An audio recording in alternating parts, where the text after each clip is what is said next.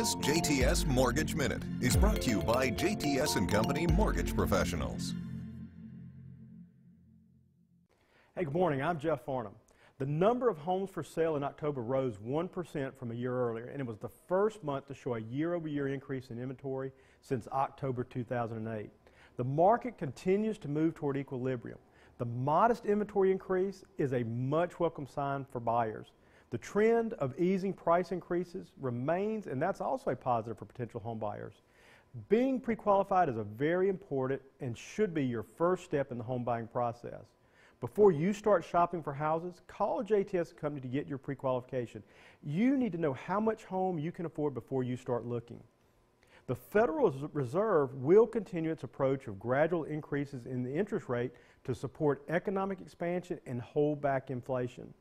President John Williams reported that they would likely be raising interest rates somewhat, but it's really in the context of a very strong economy, and the Federal Reserve plans to adjust how they do monetary policy to keep the economy going strong with low inflation.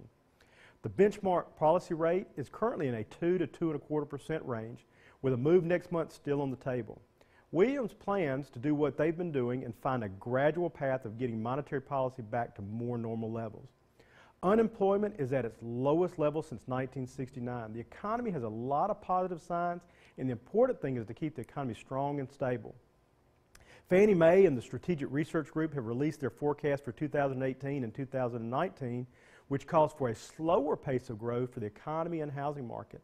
The economy grew 3.5% in the third quarter of 2018, and the forecast is for a 2.6% in fourth quarter and 2.3% in 2019 as higher interest rates and lower impact of fiscal stimulus make an impact. Fannie Mae's chief economist Doug Duncan says he expects the economy to continue to receive strong support from government spending, at least in the near term. Looking further ahead, the Bipartisan Budget Act of 2018 should continue to boost growth through the first half of 2019 before it begins to fade. Duncan also expects that existing and new home sales will stabilize in 2019 as home price appreciation moderates and mortgage rates begin to stabilize. Benefits of economic growth are higher living standards, lifting people out of extreme poverty. Sustained growth stimulates jobs and contributes to lower unemployment rates, raises tax revenues, and reduces government spending on unemployment and poverty-related welfare benefits. And better growth may attract foreign direct investment projects. A strong economy does mean higher interest rates. How high? We don't know that yet, but they are still low compared to historical averages. If you are looking to build or purchase or refinance a home, don't wait until rates increase further. We are local, trusted experience, and we want to help you with your home ownership goals.